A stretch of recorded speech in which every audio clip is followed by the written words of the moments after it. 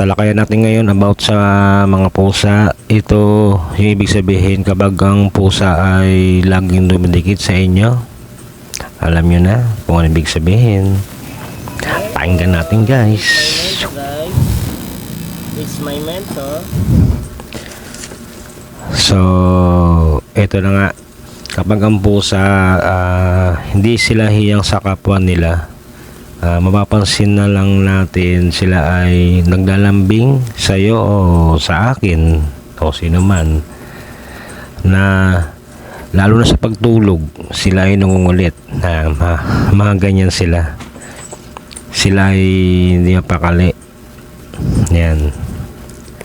Then kung ang pusa ay laging sumusunod sa iyo at sa iyo ay naglalambing na nasa bahay ka at nakatingin sa iyo, ibig sabihin niyan ay curious siya sa iyo at ginagawa mo sa araw-araw po, minsan-minsan sinisilip nila yan.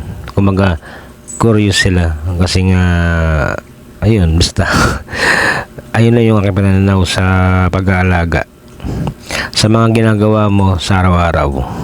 Andiyan ang kukulitin ka nila. Kapag kapag sila ay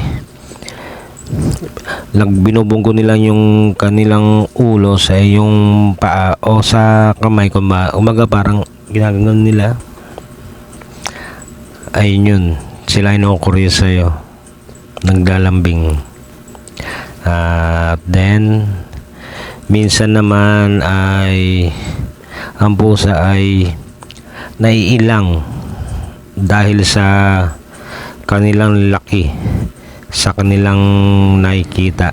Kaya ito ang dahilan na sila ay tumatabi sa atin o sa inyo.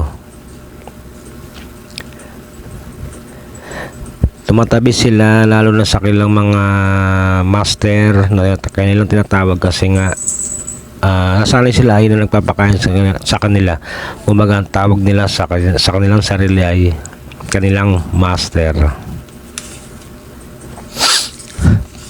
Tapos naman mapapansin nyo rin na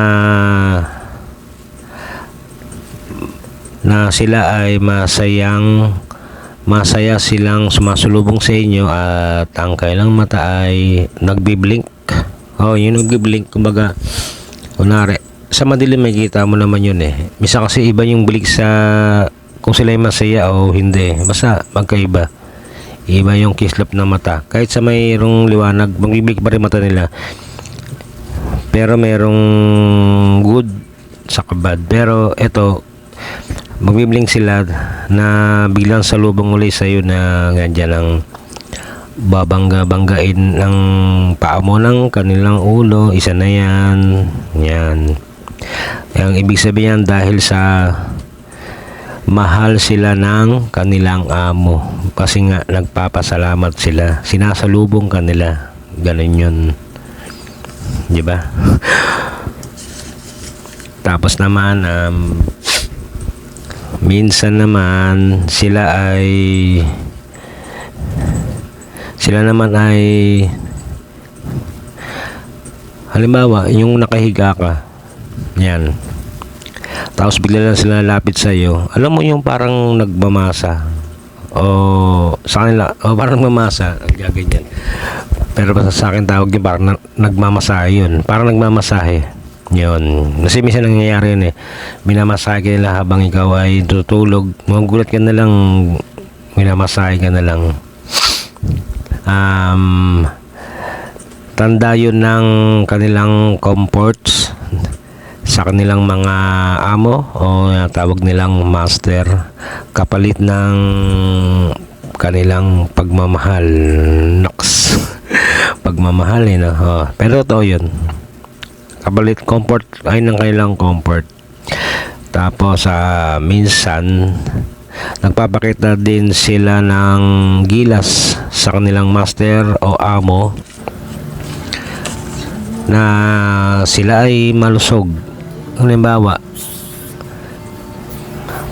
ay in-expose nila ang kanilang katawan, yung kunwari, pero hindi naman sila words na inhit. Sabi ng inhit ay yung words na pwede na sila mag-asawa, pero magkaiba yun. Mapabata o mapamatanda man na pusa, pinapakita na yung gilas na gugulong-gulong sila sa iyong harapan, na pinapakita nila sila ay malusog. Ibig sabihin, maganda ang pag-aalaga sa kanila. Ayun nga guys, ayun lang naman yung konting kaalaman natin sa ngayon. Meron pa tayong itatalakay susunod. Salamat guys sa lahat.